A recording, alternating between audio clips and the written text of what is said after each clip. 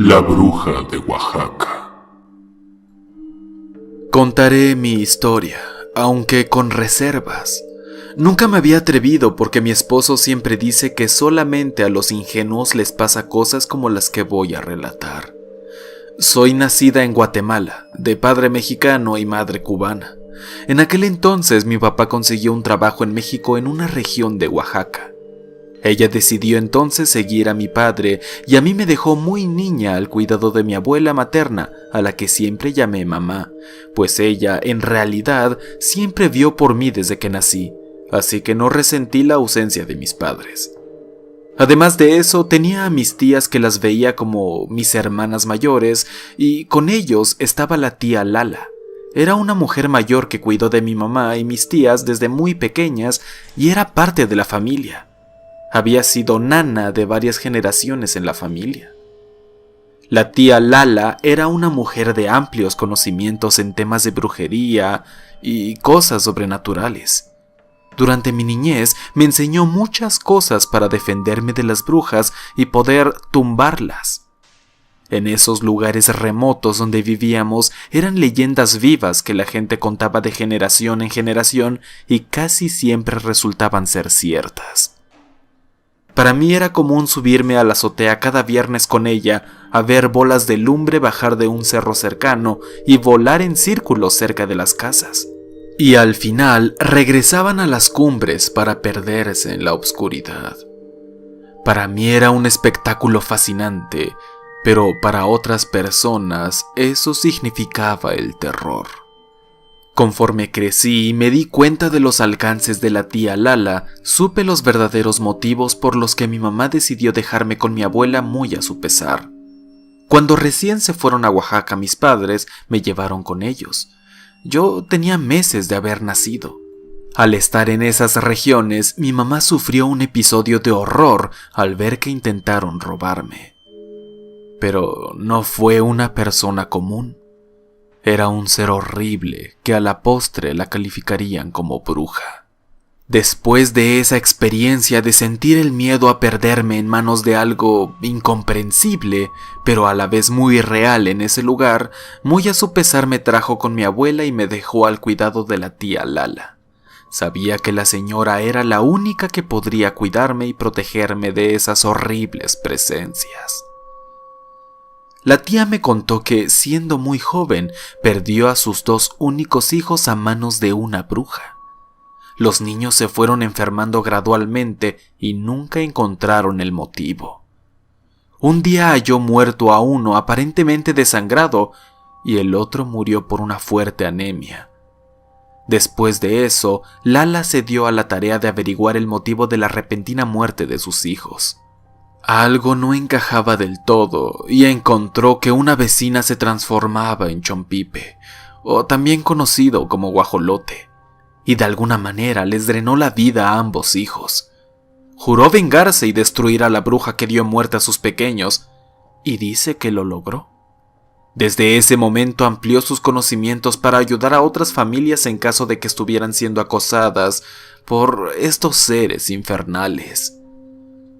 Con el tiempo ella me contó una manera de poder tumbar y matar a una bruja. Al descubrir al animal que merodeaba en las casas, había que prender carbón y echarlo en un anafre con chiles secos. Había una variedad en particular llamada habanero maya, que son tremendamente picantes.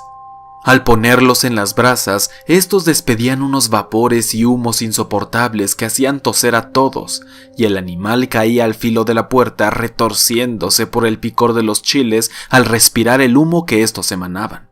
Para cuando pasaba esto, había que masacrarlas con varas de carrizo verde hasta que huyeran, se transformaran en mujeres de nuevo o murieran por los golpes. Cuando el animal no se transformaba para revelar la identidad de la bruja, había que untarles excremento de vaca o de toro y envolverlas con tela, dejándola huir. Se supone que al poco tiempo regresaba ya convertida en mujer, con golpes y moretones, con hambre y con sed, pidiendo perdón por el mal causado. Había cosas más osadas para destruirlas, pero había que seguirlas a sus dominios, y eso era peligroso para una persona que no sabía lidiar con aquellas fuerzas sobrenaturales que eran invariablemente protegidas por el maligno. De ahí emanaba su poder. Esa fue enteramente mi infancia, al estar rodeada de mitos y prácticas de hechicería para vencer a aquello que atormentaba a los niños de la región. Yo en particular me sentía protegida por ellas, aunque intuía que me protegían de algo que nunca me quisieron revelar. Pasaron los años y al cumplir los 19 me fui a Oaxaca a estudiar. Empecé rentando un cuarto. Mis padres en aquel entonces vivían en un rancho metido en la sierra y lejos de la ciudad. Cada que podía iba a verlos y el camino era bastante largo y cansado. La mayor parte del tiempo, cuando no estudiaba, me la pasaba en mi casita, la cual era un poco amplia y vivía con 2 fieles perras de raza Doberman y Gran Danés, que me cuidaban todo el tiempo, siempre alertas. Cierta noche sería ya de madrugada cuando tuve la necesidad de ir al baño. El cuarto que rentaba tenía los baños en el patio trasero, por lo que había que salir. Me acompañé de mis perras y mientras hacía mis necesidades comenzaron a gruñir por lo bajo y a ponerse algo tensas. Estaban viendo fijamente a una palmera que estaba en la cerca y había crecido junto con una bugambilia, cuyo follaje cubría la mayor parte del lugar. Las perras estaban en posición de alerta, gruñendo, y yo me quedé estática, intentando ver a qué le ladraban. Pasé unos minutos con la mirada clavada a las ramas de los árboles, y de pronto me asustó el movimiento repentino de estas. Había algo oculto ahí, y era grande porque se movieron violentamente. El ruido de un batir de alas enorme me hizo pensar que se trataba de un búho o un zopilote. Por esos lugares eran comunes, pero al revisar bien, noté que en efecto era un animal alado, pero no alcancé a distinguir cuál.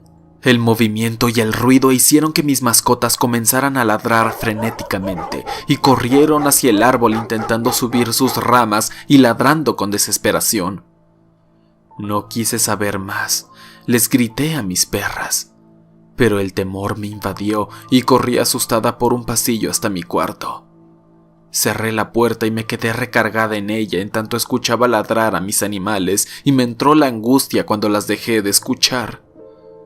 El silencio se hizo presente y luego de un rato, unos rasguños en la puerta me alertaron. Eran mis perras intentando entrar. Estaba petrificada en el piso.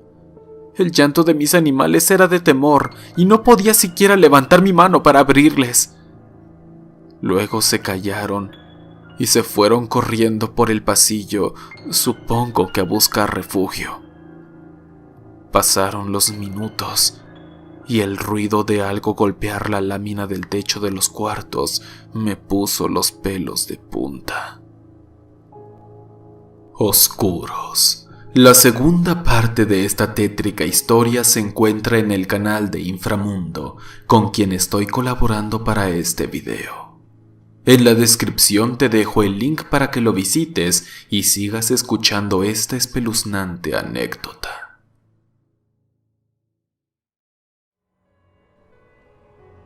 Únete a la oscuridad.